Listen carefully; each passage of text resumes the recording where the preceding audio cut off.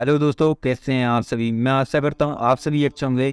आज की इस वीडियो को शुरू करने से पहले मैं आप लोगों को डिस्क्लेमर दे देना चाहता हूं कि अगर आपका हार्ट कमज़ोर है तो इस वीडियो को अभी लीव कर दे, क्योंकि आज की इस वीडियो में मैं बात करने वाला हूं भारत देश के एक ऐसे सीरियल किलर के बारे में जिसने अपनी सगी बहन के साथ रेप करके उसे मार दिया, जिसने बच्चों से लेकर बूढ़ों और आदमी से लेकर औरत सबको दर्दनाक मौत दी, जिसने औरतों को मारने के बाद उनके शव के साथ रेप किया। सबसे बड़ी बात यह है कि वो ये सब क्राइम किसी खास मकसद के लिए नहीं करता था। अक्सर हमने देखा है कि लोग क्राइम किसी मकसद को अंजाम देने के लिए करते हैं, लेकिन ये सीरियल किलर वैसा नहीं था।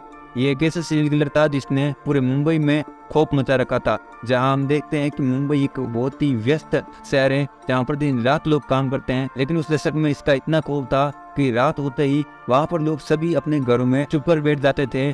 हजारों पुलिस की टीम पेट्रोलिंग करती थी, लेकिन इसके बावजूद उसने कई लोगों को मौत की नींद सुला दी। आखिर कौन था वो सीरियल किलर जिस पर मूवी भी बनी है? चलिए जानते हैं सीरियल किलर की पूरी स्टोरी के बारे में। इस सीरियल किलर का नाम रमन राघव है। 1929 में छोटे से शहर में जन्म लेने वाले राघव ने कभी भी स्कूली शिक्षा नहीं ली थी। चोरी की आदत इसे बचपन से ही थी। वह एक मनोरोगी था जो क्रॉनिक पेरेनाइक सेजेफेनिया नामक बीमारी से पीड़ित था। पुलिस रिकॉर्ड के मुताबिक उसने अपनी बहन का रेप कर उसे मार दिया था, जिसके बाद लूट और हत्या जैसी वारदातों को वो अंजाम देने लगा। मुंबई में खौफ मचाने से पहले उसकी अपराध की सीमाएं सिर्फ पुणे तक ही थी, लेकिन उसके बाद उसने मुंबई में भी वारदातों को अंजाम देना शुरू कर दिया।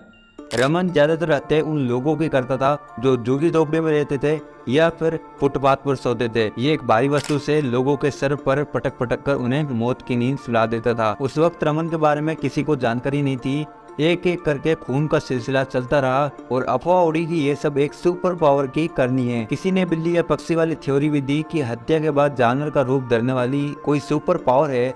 लोगों की हत्या करने वाली इसी श्रृंखला में सन 1965 से सन 1966 में एक ऐसा मामला सामने आया जब एक साथ 19 लोगों पर जानलेवा हमला हुआ, जिसमें 9 लोगों की मौत हो गई और 10 लोग गंभीर रूप से घायल हो गए। घायलों में से एक महिला ने पुलिस को उस शख्स के बारे में बताया जिसकी पहचान रमन राघव के रूप में हुई।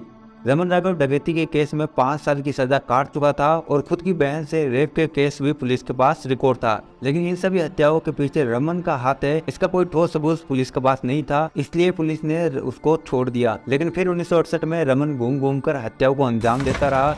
उसी वक्त क्राइम ब्रांच के हेड बने रमाकांत कुलकर्णी बड़ी संख्या में लोगों की धरपकड़ शुरू की और घेराबंदी में रमन राघव पकड़ में आया। रमन के पकड़े जाने की खबर तेजी से फैल गई। पुलिस स्टेशन के बाहर करीब 2000 से ज्यादा लोगों की भीड़ जमा हो गई। गिरफ्तारी के वक्त रमन के पास से चश्मा, 2 कंघी, एक कैंची, गणित के निशान से बने मिले। इसके साथ ही उसकी शर्ट और पैंट पर खून के धब्बे भी थे। रमन के कातिल के रूप में पहचान उसके अंगुलियों के निशान से हुई। पुलिस की गिरफ्तारी के बाद रमन के मनोरोगी होने का भी दावा किया गया। हालांकि पुलिस ने उस वक्त डॉक्टरों के स्तर को मानने से इनकार कर दिया। रमन राघव गिरफ्तार तो हो गया, लेकिन उसे जुर्म कैसे एक्सेप्ट करवाया जाए ये एक बड़ा सवाल था। तमाम दाव पेच पुलिस की ओर से अपनाए जाते रहे। फिर एक दिन वो बोल पड़ा कि ठीक है, मैं अपना जुर्म कबूल कर लूंगा, लेकिन इसके लिए उसकी एक शर्त थी। पुलिस ने कहा, बताओ। उसने कहा कि मुझे मुर्गा और चावल खाना है। उसकी शर्त मान ली गई। इसके बाद पुलिस ने उससे पूछा कि क्या उसे और कुछ भी चाहिए, तो उसने जवाब में कहा कि मुझे एक लड़की के साथ सोना है। रमन की ये बात सुनकर पुलिस अधिकारी ने कहा, यह पुलिस थाना है, कोई चक्कलाकर नहीं है, इसके अलावा और कुछ चाहिए तो बोलो। फिर उसने नारियल का तेल, कंघी और एक शीशा मांगा, जिसके बाद नारियल का तेल लगाकर बालों को संवारते हुए और कुछ देर खुद को शीशे में देखने के बाद वो बोला, अब पूछो क्या पूछना है। पुलिस ने उससे पूछा, बस वही बता तो तूने मर्डर किए थे, उसका पूरा हिसाब पुलिस को चाहिए। रमन पुलिस से कहता है कि मर्दार चलो सब बताता हूँ। उसने कहा 41 लोगों को मारा, कैसे और कब कहाँ ये सब बताता हूँ, तुमको हथियार चाहिए वो भी बताता हूँ। जिसके बाद रमन राघव पुलिस टीम को हत्याओं के इलाकों में लेकर गया। चाकू, हथौड़े आदि सामान पुलिस को दिखाए, जिससे उससे हत्याओं की जड़ी लगाई थी। इसके बाद राघव ने अपनी जुर्म भी कबूल किया। पुलिस द्वारा हत्या करने का कारण पूछे जाने पर वह बोला कि सब गलत लोग थे, भगवान ने मुझे इस सभी को मारने के लिए कहा था, सभी भगवान की कुदरत के खिलाफ थे। रमन के खिलाफ कोर्ट में केस चला और बचाव पक्ष के वकील ने उसके मनोरोगी होने की बात कही। साथ ही कहा कि मर्डर करने के बाद क्या अंजाम होगा ये उसे पता नहीं था। जिसके बाद उसे डॉक्टर के पास भेजा गया था, लेकिन डॉक्टर ने उसके दिमाग को दुरुस्त पाया। रमन को मौत की सजा सुनाई गई। मुंबई हाईकोर्ट ने कहा कि 3 मनोवैज्ञानिक की टीम बनाकर यह तय किया जाए कि रमन पागल है या नहीं। मनोवैज्ञानिकों की टीम ने रमन से लंबी बातचीत की। रमन के हिसाब से दो तरह की दुनिया थी, एक जिसमें कानून रहता है और दूसरी जिसमें बाकी लोग। पूरी बातचीत में वो 100% पुलिस होने की बात पर जोर देता रहा। रमन के हिसाब से देश में 3 सरकारें थी, अकबर की सरकार, ब्रिटिश सरकार और कांग्रेस की सरकार।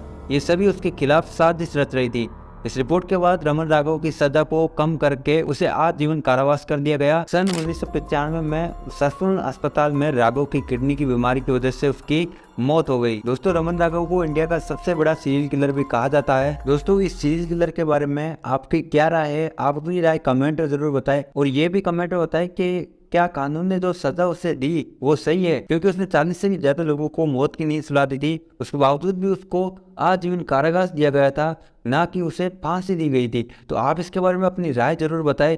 बाकी अगर आपको वीडियो पसंद है तो वीडियो को लाइक करें और चैनल को सब्सक्राइब कर लें। ऐसे ही सीरियल किलर की कहानी हम आपके लिए हर वीक लेकर आते रहते हैं। तो चलिए, मैं मिलूंगा आपको ऐसी और न्यू क्राइम की कहानी के साथ अगले वीडियो में। तब तक जय हिंद, वंदे मातरम।